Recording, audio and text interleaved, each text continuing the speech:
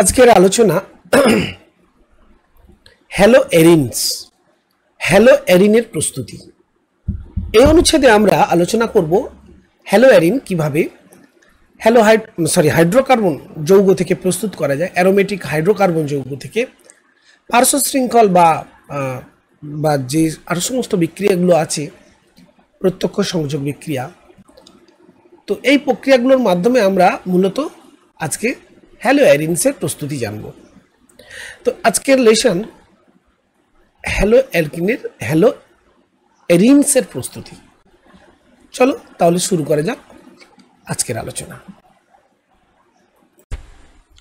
স্নেহের ছাত্রছাত্রীরা, তো এখন আমরা হ্যালো এরিন নিয়ে কিছু আলোচনা করব। ক্লাস 11-এ তোমরা অ্যারোমেটিক কম্পাউন্ড সম্বন্ধে সবিস্তর জ্ঞান লাভ করেছ। Aromatic compound containing 4n+2 pi electronic system,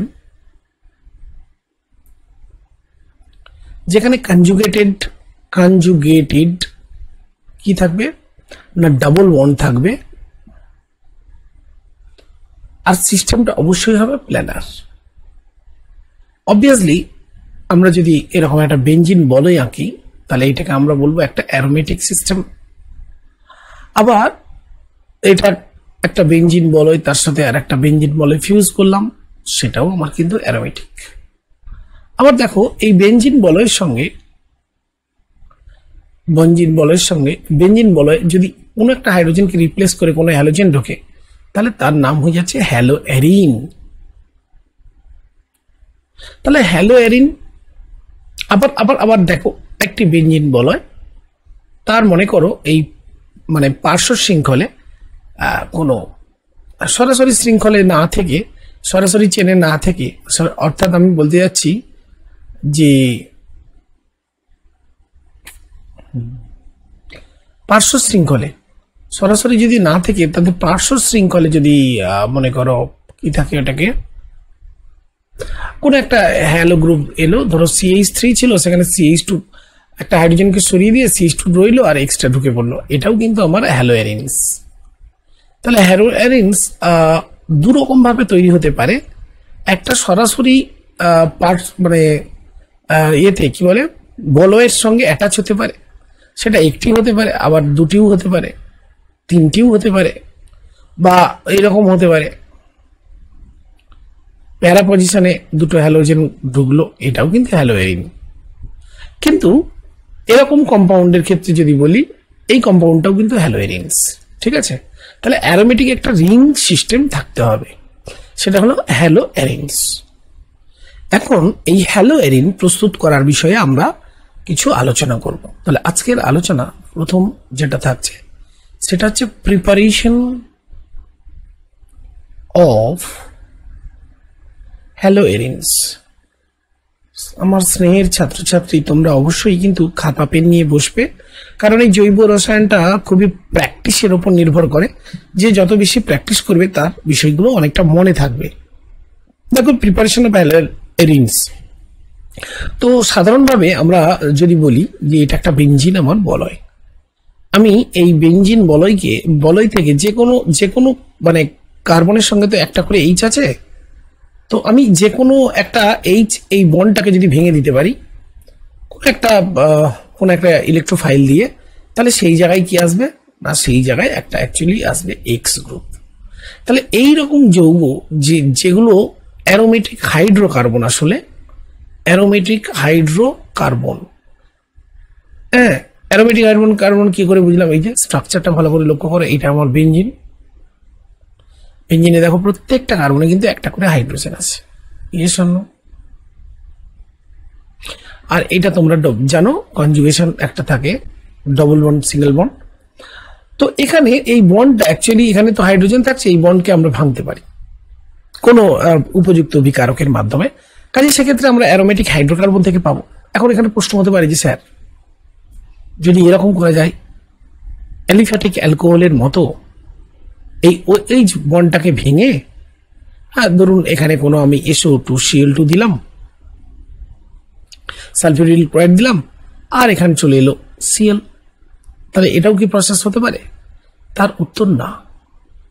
সাধারণত ফেনল থেকে এই হ্যালো এরিনস প্রস্তুত করা খুব একটা সহজ কাজ নয়, অর্থাৎ সম্ভব নয়।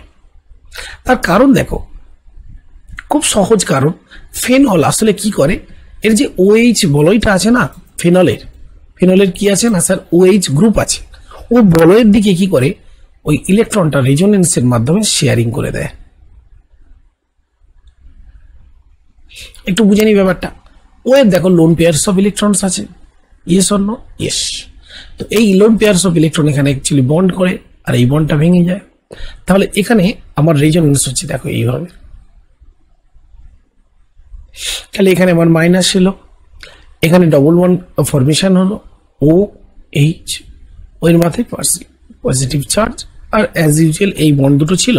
সিমিলারলি এখানে বন্ড মেকিং আর এখানে বন্ড ব্রেকিং। তো এই রেজোনেন্সের ফলে আমরা দেখলাম অ্যাকচুয়ালি ও এর মাঝখানে এই যে বন্ডটা, এই বন্ডটা এখানে ছিল সিঙ্গেল বন্ড ক্যারেক্টার। খেয়াল করো, এখানে ছিল আমার সিঙ্গেল বন্ড ক্যারেক্টার, এই জায়গাটা আমি বলছি। কিন্তু স্যার এখানে চলে এলো ডবল বন্ড ক্যারেক্টার। তাহলে রেজোনেন্স হাইব্রিড যদি আমরা লক্ষ্য করি কিরকম দেখবো না, রেজোনেন্স হাইব্রিডটা হয়ে যাচ্ছে ডবল সিঙ্গেল এইখানটায়, আর এখানটা অ্যাকচুয়ালি হয়ে যাচ্ছে, সরি, এখানটা হয়ে যাচ্ছে আমার একটা সিঙ্গেল বন্ড আর একটা পার্সিয়াল বন্ড OH, ও এর মাথায় ডেল্টা প্লাস। তাহলে এই যে বন্ডটা এখানে অ্যাকচুয়ালি সিঙ্গেল বন্ড ক্যারেক্টার থাকছে না, ফলে বন্ডটা যথেষ্ট কি হচ্ছে, স্ট্রঙ্গার হয়ে গেল। কাজেই এই বন্ডটাকে ব্রেক করে কোনো এক্স মানে হ্যালোজেন দ্বারা OH কে রিপ্লেস করা সম্ভব নয়। সে কারণেই আমরা আসলে অ্যালকোহল থেকে হ্যালোএরিন প্রস্তুতি আমরা খুব একটা গুরুত্ব দিই না। তাহলে আমরা এখন জেনে নিই যে অ্যারোমেটিক হাইড্রোকার্বন মূলত কি ধরনের অ্যারোমেটিক হাইড্রোকার্বন থেকে আর আমরা হ্যালোএরিন প্রস্তুত করব। বেনজিন বা বেনজিন সদৃশ কোনো অ্যারোমেটিক হাইড্রোকার্বন থেকে আমরা যদি দুটো প্রসেস করতে পারি, একটা ক্লোরিনেশন CHLORINATION, ক্লোরিনেশন মানে অ্যাডিশন অফ ক্লোরিন,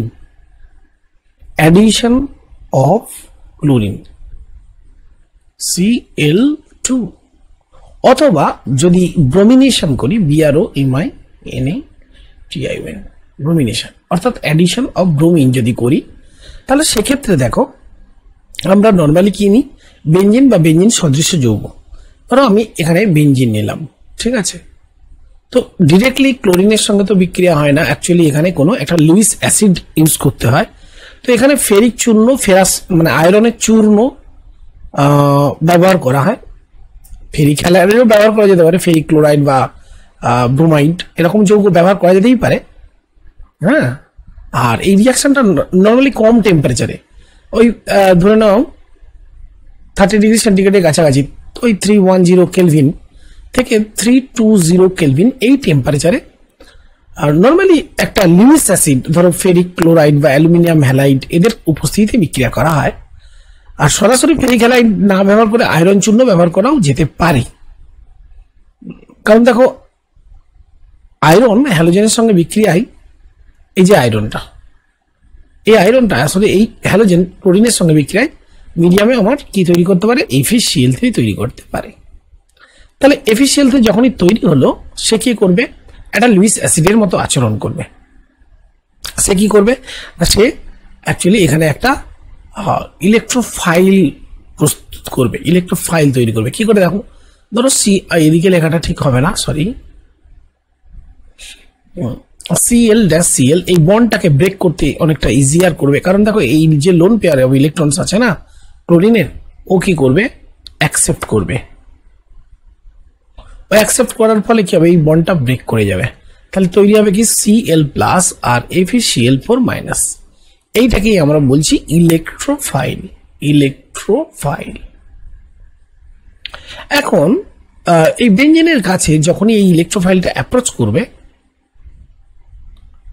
বেনজিনের কাছে যখনই এরকম ইলেকট্রোফাইল একটা অ্যাপ্রোচ করবে, দেখো Cl+, বেনজিন কি করবে, এই বন্ডটাকে ভেঙে এইখানে অ্যাকচুয়ালি মাইনাস করবে এবং একে অ্যাটাচ করবে। তাহলে কি তৈরি হবে, দেখো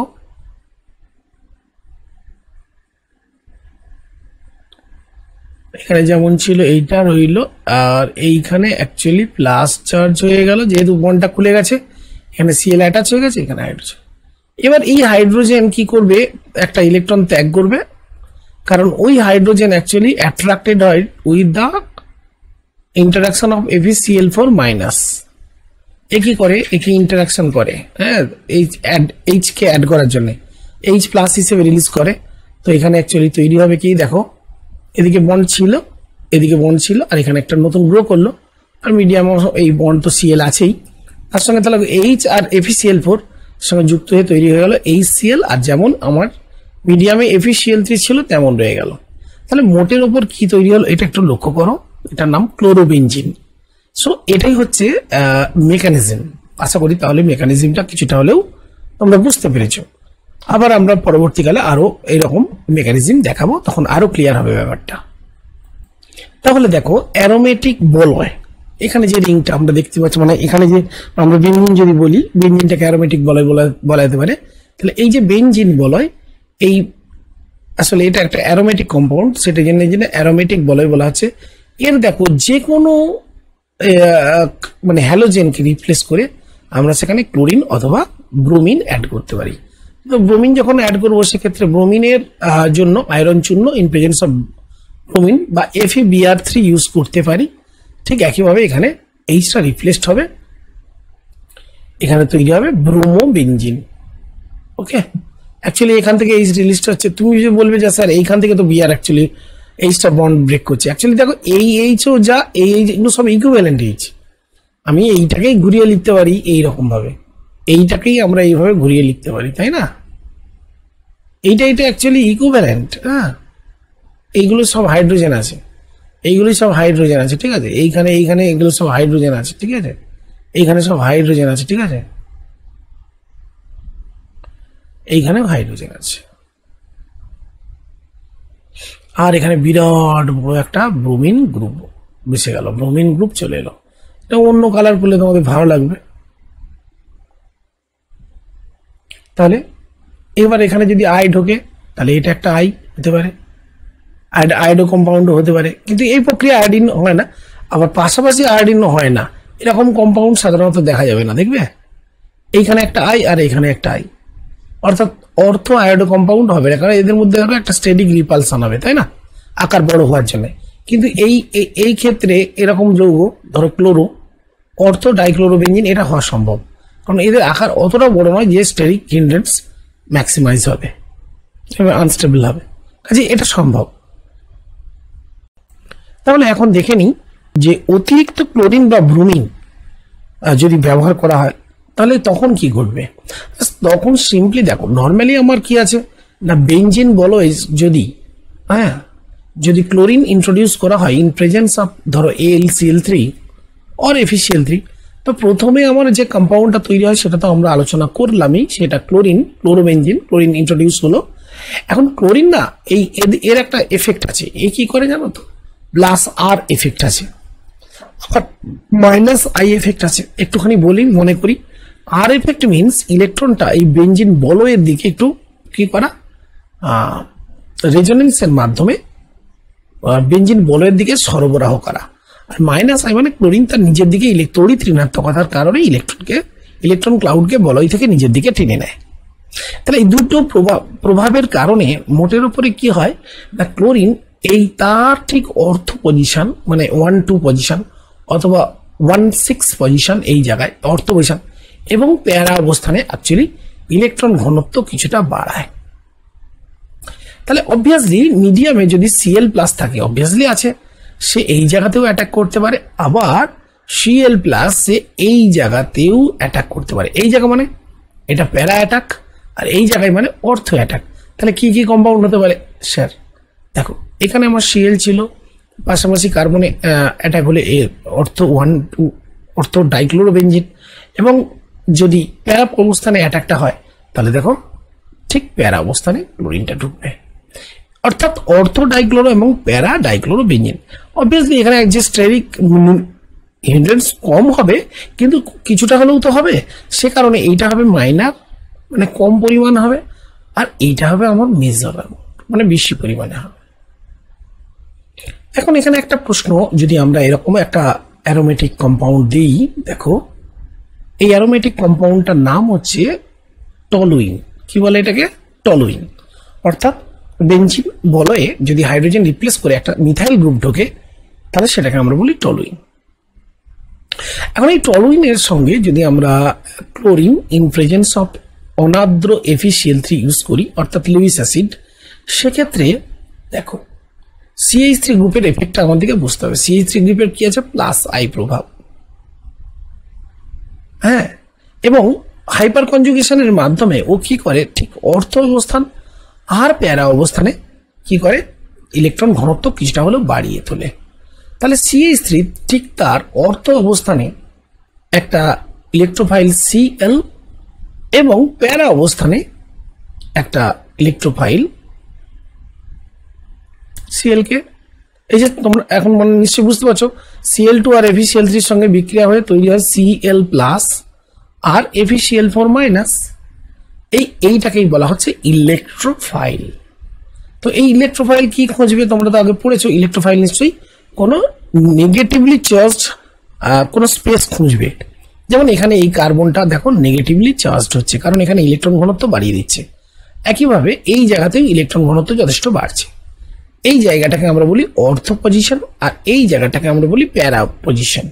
কাজে এই CH3 দুটো এফেক্ট, একটা প্লাস আই এবং হাইপার কনজুগেশন, এই দুটো প্রভাবের কারণে অর্থ এবং প্যারা অবস্থানে দুটো কম্পাউন্ড দুটো জায়গাতে ইলেকট্রন ঘনত্ব বাড়ায়। কাজে Cl প্লাস এর অ্যাটাক কিন্তু এখানেও হতে পারে, আবার এখানেও হতে পারে। সেই কারণেই দুটো প্রোডাক্ট হয়। অবভিয়াসলি আমরা ডিউ টু স্টেরিক রিজন এখানটা হবে মাইনর, আর এইটা হবে আমার মেজর বা মুখ্য পদার্থ তৈরি হবে। এটার নাম কি হবে? অবভিয়াসলি এটার নাম হবে স্যার প্যারাক্লোরোটলুইন, আর এটা অর্থ পজিশনে ক্লোরো আছে, তাহলে এটাকে আমরা বলবো অর্থোক্লোরোটলুইন, এই যৌগটা। তাহলে এখানে যদি প্রশ্ন করা হয় যে আসলে এই যে অ্যারোমেটিক হাইড্রোকার্বন থেকে আমরা হ্যালোএরিন প্রস্তুত করছি, এটা কি ধরনের বিক্রিয়ার মাধ্যমে প্রস্তুত করছি, তার অবভিয়াস আনসারটা কি হবে? দেখো, ইলেকট্রোফিলিক প্রতিস্থাপন বিক্রিয়া, ইলেকট্রোফিলিক সাবস্টিটিউশন রিয়াকশন। এবার প্রশ্ন হলো কেন? না দেখো, এখানে আমি যদি একটা অ্যারোমেটিক কম্পাউন্ড ভাবি, এর দেখো এইচটা রিপ্লেস হচ্ছে কি দ্বারা, না ধরো ক্লোরিন বা ব্রোমিন, হোয়াট এভার, এই ক্লোরিন বা ব্রোমিন এই জায়গাটা রিপ্লেস করছে। তার মানে তৈরি হচ্ছে কি, এখানে এইচ এর জায়গায় সি আসছে, এই যে সাবস্টিটিউট করলো। এখন সাবস্টিটিউশন করার সময় খেয়াল করো, Cl আসলে কি, Cl প্লাস একটা ইলেকট্রোফাইল হচ্ছে মিডিয়ামে। তো যেহেতু Cl প্লাস ইলেকট্রোফাইলের দ্বারা এই সাবস্টিটিউশন হচ্ছে, সেই জন্য এটাকে বলে ইলেকট্রোফিলিক সাবস্টিটিউশন রিয়াকশন। এক্ষেত্রে মনে রাখবো, এই Cl প্লাস তৈরি করার জন্য অবভিয়াসলি এখানে আমাদেরকে অনাদ্র FeCl3 বা AlCl3 অবশ্যই ব্যবহার করতে হবে। এটা একটু আমরা মনে রাখবো। নেক্সট চলে আসি আয়োডিনেশন। তো আয়োডিন আমরা জানি ক্লোরিন বা ব্রোমিন বা ফ্লোরিন এদের তুলনায় যথেষ্ট কম সক্রিয়। কাজেই বেনজিন বলয় যথেষ্ট আয়োডিনের উপস্থিতিতে অ্যাক্টিভেটেড হতে পারে না বিক্রিয়ার জন্য, অর্থাৎ আয়োডিন সহজে এর সাথে বিক্রিয়া করতে চায় না। এখন যদিও বা উপযুক্ত বিকারকের উপস্থিতিতে কোনো লিউইস অ্যাসিডের আয়রন চূর্ণ ব্যবহার করা হয় ইন প্রেজেন্স অফ আয়োডিন, তাহলে বিক্রিয়া যদিও বা শুরু হয়, দেখো বিক্রিয়া শুরু হলে তৈরি হবে কি, এক্ষেত্রে আয়োডিন হাইড্রোজেন দ্বারা রিপ্লেসড হবে এবং তৈরি হবে HI। এটা কিন্তু একটা ভালো বিজারক পদার্থ, যেমন H2S, HCl, এই বিজারক দ্রব্য হওয়ার কারণে এ কি করে, এই HI আসলে মানে HI তো একটা কি জারক পদার্থ দ্বারা কি হবে, জারিত হয়ে যাবে। মানে HI তো তৈরি হচ্ছে না, HI একটা ভালো বিজারক দ্রব্য, সে কি করবে না, আয়োডাইরিন যেটা তৈরি হলো না, এই যেটা তৈরি হলো না, একে আবার অ্যারোমেটিক হাইড্রোকার্বনে কনভার্ট করে দেবে। অর্থাৎ HI আবার এর সাথে বিক্রিয়া করবে, করে আবার এই অর্থাৎ ব্যাকওয়ার্ড রিয়াকশনটাকে ফেভার করবে। তো এই মানে অসুবিধাটা দূর করার জন্য কি করতে হবে না, সিস্টেমে দেখো এই যে তৈরি হচ্ছে না HI, এই HI-টাকে তাড়িয়ে দিতে হবে। সিম্পলি তাড়ানোর জন্য আমরা একটা জারক দ্রব্য নাইট্রিক অ্যাসিড ব্যবহার করতে পারি, HNO3 নাইট্রিক অ্যাসিড বা HiO3 হোয়াটএভার। এরা কি করে দেখো, HNO3 সঙ্গে বিক্রিয়া করে কি করে না মিডিয়ামে নাইট্রোজেন ডাইঅক্সাইড H2O এবং I2 ফেভার করে দেয়।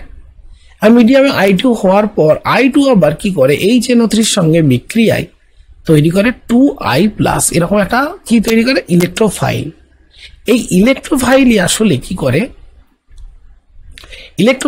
কি করে আর বিক্রিয়াকে অ্যাগ্রাভেট করে, অর্থাৎ বেঞ্জিনের সঙ্গে এই I+ এবার দ্রুত বিক্রিয়া করতে আরম্ভ করে। তাহলে মিডিয়ামে নাইট্রিক অ্যাসিডের উপস্থিতিতে যদি আমরা আয়োডিনেশন অফ অ্যারোমেটিক হাইড্রোকার্বন করি, তাহলে অ্যারোমেটিক হাইড্রোকার্বনের যে রিং, সেই রিংয়ে কিন্তু আয়োডিন ইন্ট্রোডিউস করা সম্ভব হবে। এরপর যে আলোচনাটা আমরা করব, দেখো এতক্ষণ আমরা ক্লোরিনেশন, ব্রোমিনেশন, হাইড্রোনেশন জানলাম, তাহলে ফ্লুরিনেশন কিভাবে সম্ভব। দেখো বেঞ্জিন বলয়ে যখন এই হাইড্রোজেনগুলোকে সরিয়ে ফ্লুরিনের সঙ্গে বিক্রিয়া করতে দেবে, ফ্লুরিন না এতটা বেশি রিঅ্যাক্টিভ যে বিস্ফোরণ ঘটিয়ে ফেলে। আসলে এই হাইড্রোজেন না বেরিয়ে এটা একটা এক্সপ্লোশন তৈরি হয়, অর্থাৎ রাসায়নিকভাবে ফ্লুরিন এতটাই সক্রিয় যে এই পদ্ধতিতে, অর্থাৎ অ্যারোমেটিক হাইড্রোকার্বনে সরাসরি ফ্লুরিনেশন ঘটিয়ে অ্যারাইল ফ্লুরাইড অর্থাৎ এইরকম কম্পাউন্ড প্রস্তুত করা যায় না। আর সবচেয়ে বড় কথা, এই বিক্রিয়াটাকে নিয়ন্ত্রণ করা যায় না। তো সেই জন্য বিজ্ঞানীরা কি করেছে, তাহলে প্রসেস কি, উপায় কি না, বিজ্ঞানী সিম্যান বলে একজন বিজ্ঞানী ছিল, সিম্যান কি করলেন না, তিনি একটা পদ্ধতি নিয়ে এলেন, সিম্যান SCHIEMANN। তিনি কি করলেন, এখানে এই বেঞ্জিন না নিয়ে তিনি নিলেন বেঞ্জিন ডায়াজোনিয়াম ক্লোরাইড। এই বেঞ্জিন ডায়াজোনিয়াম ক্লোরাইডের মধ্যে যখন তিনি HBF4 দিলেন, HBF4 এটা কি না, এটা একটা স্যার এটা ফ্লুওবোরিক অ্যাসিড। HBF4 কে আমরা কি বলবো, HBF4 ফ্লুওবোরিক অ্যাসিড। যোগ করার সঙ্গে সঙ্গে H+ আর BF4- তৈরি হয়। তাহলে মিডিয়ামে কি হবে দেখো, N2+, এটা প্লাস, আর এই Cl- বেরিয়ে গিয়ে ওই জায়গায় ঢুকে গেল BF4-। ক্লিয়ার? এরপর যখন মিডিয়ামে হিট দেওয়া হবে, নাইট্রোজেন বেরিয়ে যাবে আর BF3 গ্যাসীয় আকারে বেরিয়ে গিয়ে ওইখানে জাস্ট রেখে যাবে ফ্লুরিনকে। তাহলে এইভাবে ফ্লুরোবেঞ্জিন কিন্তু প্রস্তুত করা যায়।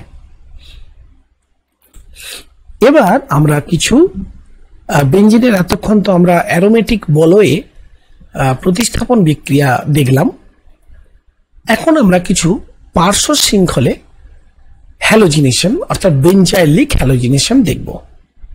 ব্যাপারটা কি, ধরো এটা একটা আমার টলুইন, এই টলুইনের সঙ্গে আমরা আগে পার্শ্ব শৃঙ্খলে ক্লোরিন ইন্ট্রোডিউস করার জন্য কোনো লুইস অ্যাসিড ব্যবহার করছি। এখন লুইস অ্যাসিড না ব্যবহার করে মুক্তমূলক বিক্রিয়ার মাধ্যমে আমরা জাস্ট সূর্যালোকের উপস্থিতিতে 383 কেলভিন অর্থাৎ 100 ডিগ্রি সেন্টিগ্রেডের থেকে সামান্য বেশি 110 ডিগ্রি সেন্টিগ্রেডে, দেখো এখানে কি করব আমরা না, CH3 এর একটা হাইড্রোজেনটাকে সরিয়ে দিয়ে এখানে একটা Cl ইন্ট্রোডিউস করব। এখন যদি এই ক্লোরিনের রেশিওটা 1:1 হয়, তাহলে বিক্রিয়া এই স্তরে সীমাবদ্ধ হবে। যদি 1:2 হয়, তখন কি হবে, এখান থেকে আবার একটা হাইড্রোজেন রিপ্লেস হয়ে তৈরি হবে, দেখো CH, এখানে আবার একটা Cl বেরিয়ে গেল। যদি 1:3 রেশিওতে নেওয়া হয়, তখন আবার ওই কার্বন থেকে আবার একটা হাইড্রোজেন বেরিয়ে গিয়ে এইরকম, প্রথমটা ছিল বেঞ্জাইল ক্লোরাইড, এই যে এই গ্রুপটার নাম বেঞ্জাইল, এই গ্রুপটার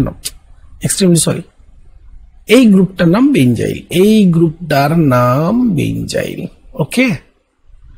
আর এইটার নাম হচ্ছে বেঞ্জাইল, হলো এবার হচ্ছে বেঞ্জাল, এইটার নাম হচ্ছে বেঞ্জাল ক্লোরাইড, আর এটার নাম বেঞ্জো ট্রাইক্লোরাইড আর বেঞ্জাল ডাইক্লোরাইড। এইভাবে তিনটে যৌগ তৈরি হবে। ঠিক আছে। তো এগুলোকে আমরা IUPAC নাম দিয়েও বলতে পারি। দেখো এইটার ক্ষেত্রে আমরা বলবো 1,1,1 ট্রাইক্লোরো। ট্রাইক্লোরো কি? Phenyl methane. কেন না, এই গ্রুপটার নাম আমরা বলবো ফিনাইল।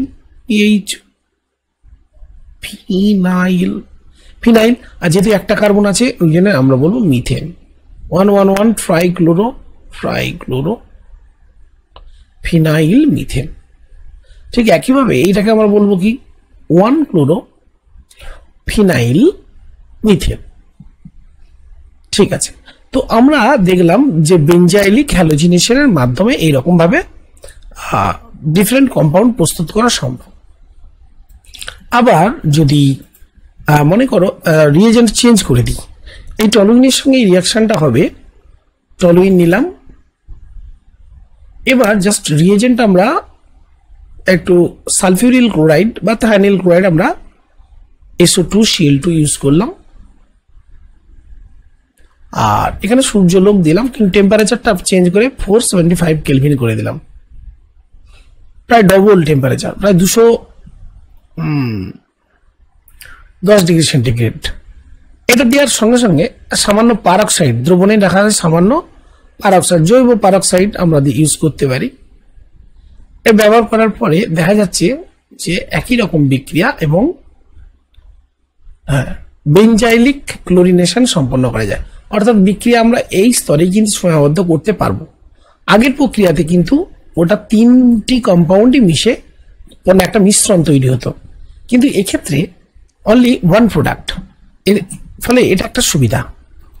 আর একটা কম্পাউন্ড আছে যেটা ভালো রিয়েজেন্ট একটা বলবো, যে রিয়েজেন্টের সাহায্যে দেখো কি করা যায়।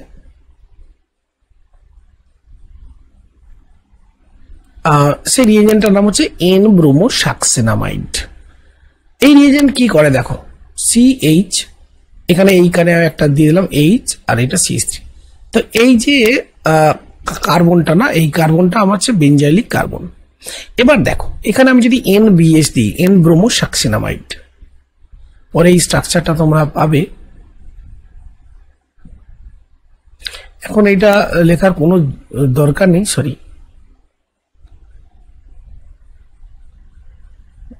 জাস্ট আমি প্রসঙ্গক্রমে সাকসেনামাইডের স্ট্রাকচারটা করে দিচ্ছি।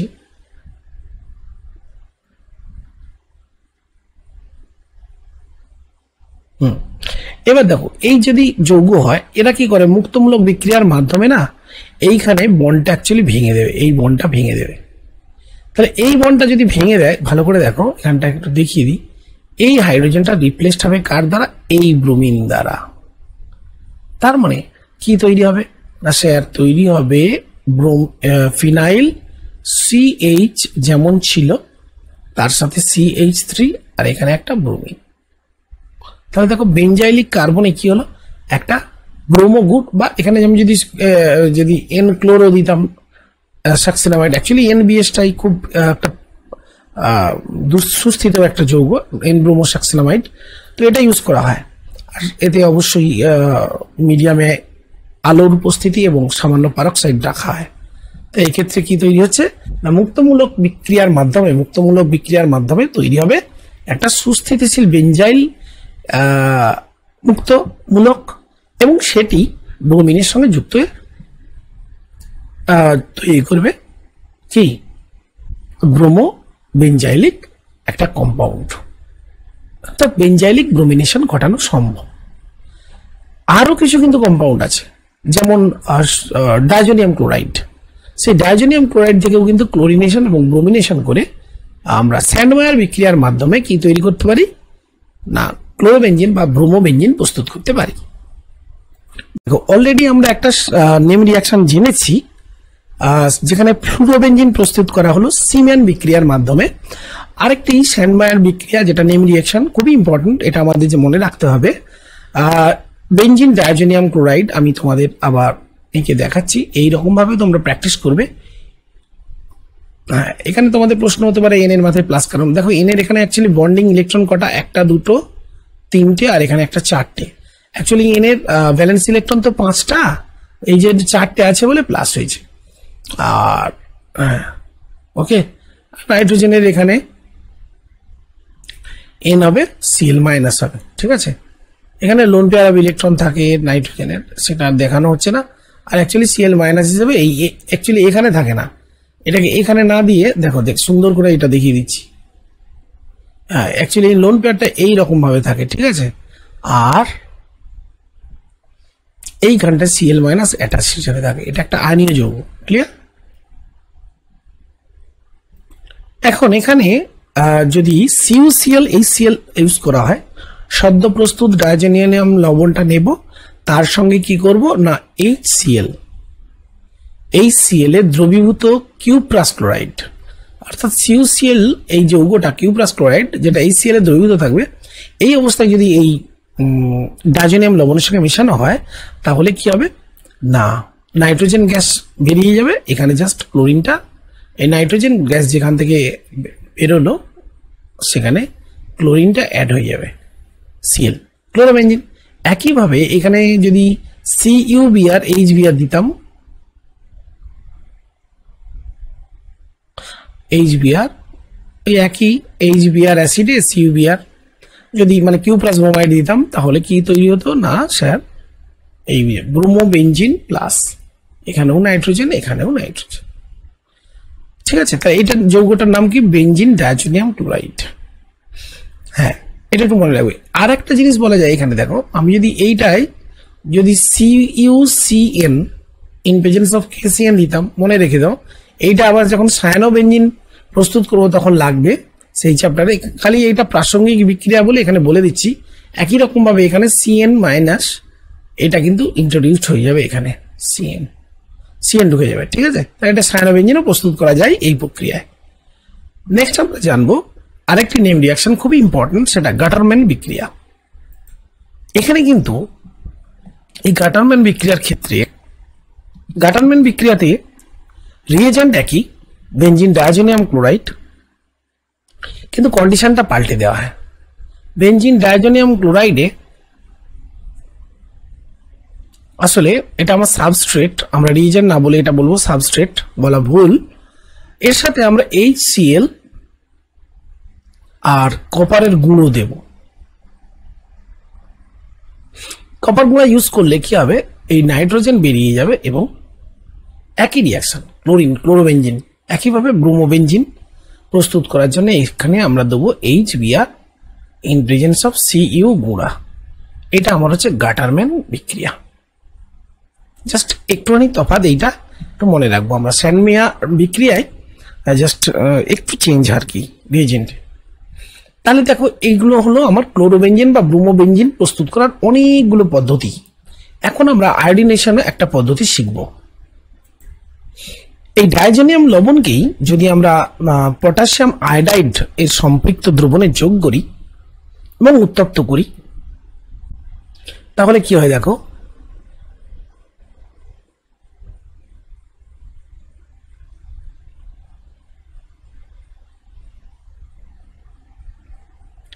এখানে আমরা দিচ্ছি KI, মিডিয়ামে ওয়াটার আছে আর হিট করা হচ্ছে।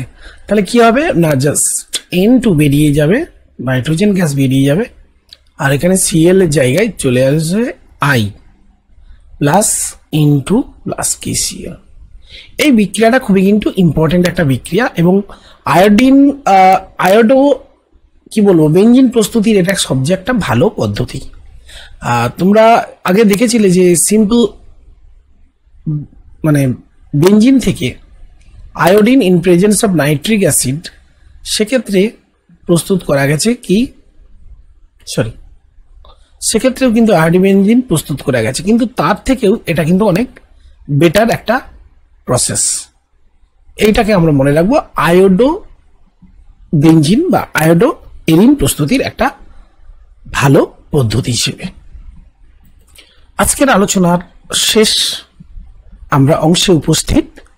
তোমরা প্লিজ ভিডিও যারা দেখছো তোমার বন্ধুদের একটু শেয়ার করো। আর তোমরা কোনো কমেন্ট করছো না, লাইক করছো না, সাবস্ক্রাইব করছো না, এটা কিন্তু আমার মানে খুবই ভীষণ কষ্ট দিচ্ছে। তো যাই হোক, তোমরা একটু শেয়ার করো, তাহলে আমার তোমাদের জন্য যে এই সময় তোমাদের সঙ্গে থাকা সেটা আমার আরো আনন্দের হয়ে উঠবে। তো যাই হোক, আমরা লাস্ট আলোচনায় চলে আসি। অ্যারোমেটিক যে অ্যাসিড এই অ্যাসিডের লবণ থেকে, অ্যাকচুয়ালি হাইড্রোকার্বন থেকে আমরা এই পার্টটা শেষ করেছি। এখন আমরা যেটা তৈরি করবো একটা অ্যারোমেটিক অ্যাসিড, ধরে নাও এটা একটা বেঞ্জিন। বেঞ্জিন ব্লকে যে মনে করো COOH গ্রুপ আছে, তাহলে এইটার নাম হয়ে গেল বেঞ্জোইক অ্যাসিড। এখন বেঞ্জোইক অ্যাসিডের এই H কে রিপ্লেস করে যদি আমরা একটা সিলভার লবণ ঢুকিয়ে দিই, মানে সিলভার আয়ন দিয়ে দিই, স্ট্রাকচারটা এরকম হবে আর কি। হ্যাঁ, এইটার নাম হবে সিলভার বেঞ্জোয়েট। এরকম কোনো কার্বক্সিলেট লবণ তার সাথে যদি carbon tetrachloride medium in presence of bromine যোগ করা হয়, তাহলে সেক্ষেত্রে কি তৈরি হবে না স্যার, ব্রোমোবেঞ্জিন। এটা একটা ব্রোমোবেঞ্জিন প্রস্তুতির সবচেয়ে উৎকৃষ্ট একটা পদ্ধতি। এই বিক্রিয়াটার নাম হচ্ছে হান্স ডিকার রিয়াকশন। Hans ডিকার reaction. এই হান্স ডিকার বিক্রিয়ার মাধ্যমে আমরা অ্যাকচুয়ালি সিলভার কার্বক্সিলেট লবণ থেকে, যেমন এখানে অ্যারোমেটিক অ্যাসিডের সিলভার লবণও বলতে পারো, সেই লবণ থেকে in presence of CCl4, bromine in CCl4 এই মিডিয়াম, এটা একটা সলিউশন। এই সলিউশন ইউজ করলে তৈরি হবে ব্রোমোবেঞ্জিন। অ্যাকচুয়ালি এখানে রিফ্লাক্স করা হয়, রিফ্লাক্স মিন পাতন। তো এই ছিল আজকে হ্যালো এরিনসের প্রস্তুতির বিভিন্ন প্রক্রিয়া। তো সবাইকে অনেক ধন্যবাদ জানিয়ে আজকের ক্লাস এখানেই শেষ করছি।